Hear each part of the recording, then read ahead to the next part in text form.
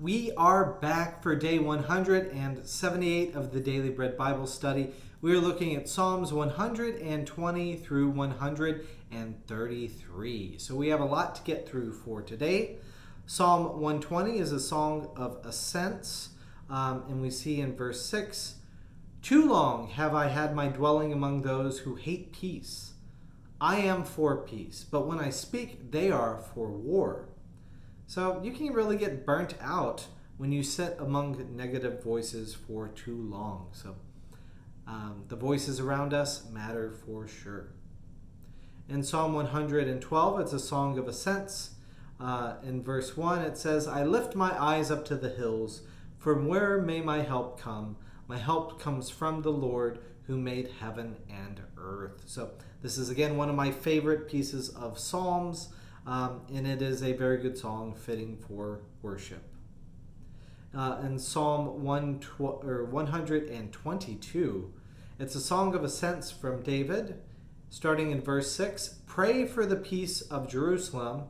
May they prosper who love you. Peace be with your walls and security within your towers. For the sake of my relatives and my friends, I will say, peace be with you." So may we share peace with those around us as well. In Psalm 123, another song of ascents, I selected verse 2, which says, "As the eyes of servants look to the hand of their master, as the eyes of a maid look to the hand of her mistress, so our eyes look to the Lord our God until he has mercy upon us." So I'm also aware, too, of the imbalances of power here. And also the reverence for God. The imagery of slave and master is awkward in our day and time, mainly because there's a history of enslaving others instead of having God as our leader. This leads to challenges, especially here in the United States, where there has been a strong history of slavery. And the remnants of systematic racism are still present in our society, and they are being unmasked in our day and time. So I think it's important to speak out and be aware of imbalances of power, and whenever that leads to people not being able to thrive, we as Christians are called to do something about that. In Psalm 124, it's another song of ascents of David.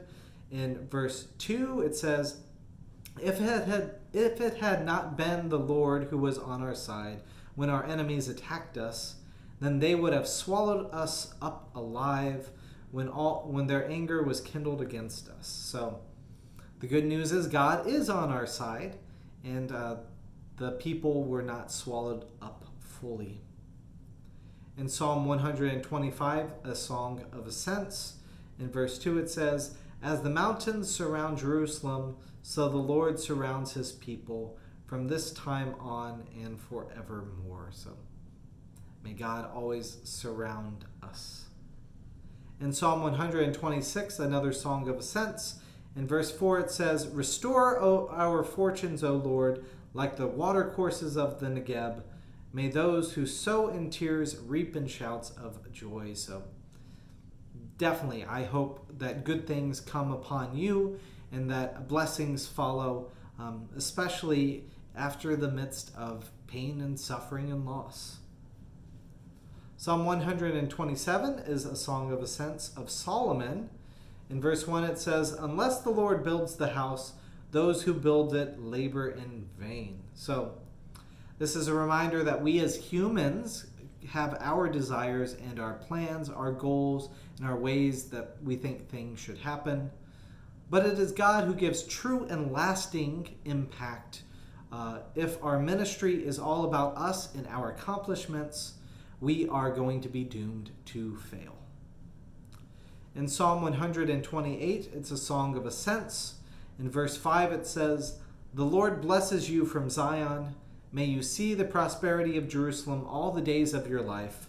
May you see your children's children." And yeah, that's the hope that I have for other people, is for all of us, really, is a long and full life, and the wonderful thing it is to see descendants and to be able to hope for others to be able to see their children's children. So That is something that is powerful. In Psalm 129, it's a psalm of ascents. It's the opposite of 128, saying that I will not bless wicked oppressors. So in verse 3 of Psalm 129, it says, the plowers plowed on my back, they made their furrows long. And this is a reference to forced labor, in which the ones who get the produce did not labor for it. So this is oppression leading to other people taking advantage of those who are enslaved their work. Moving on to Psalm 130, it's a psalm of ascents. In verse 1 it says, out of the depths I cry to you, O Lord.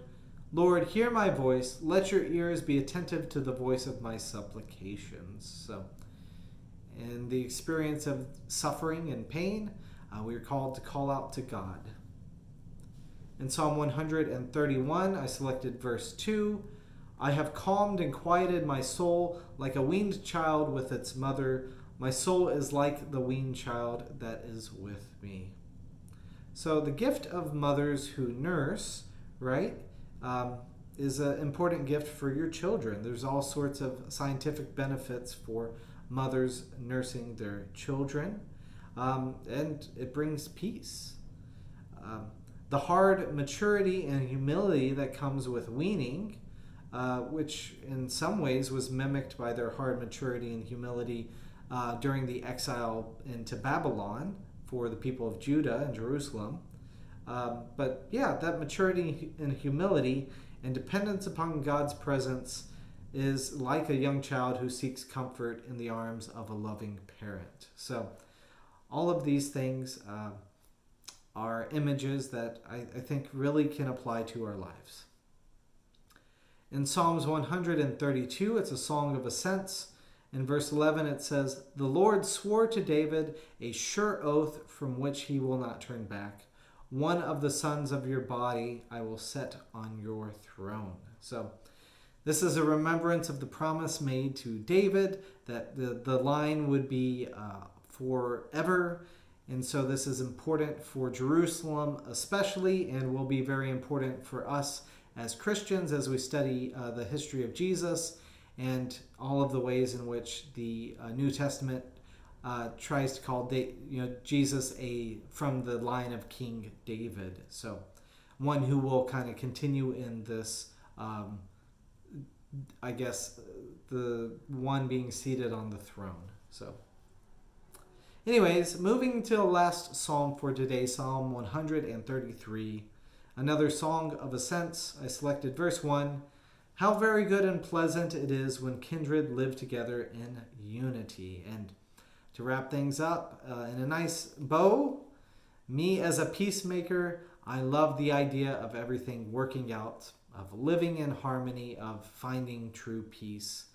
May you have that for your day and each and every day, and may God grant that to you.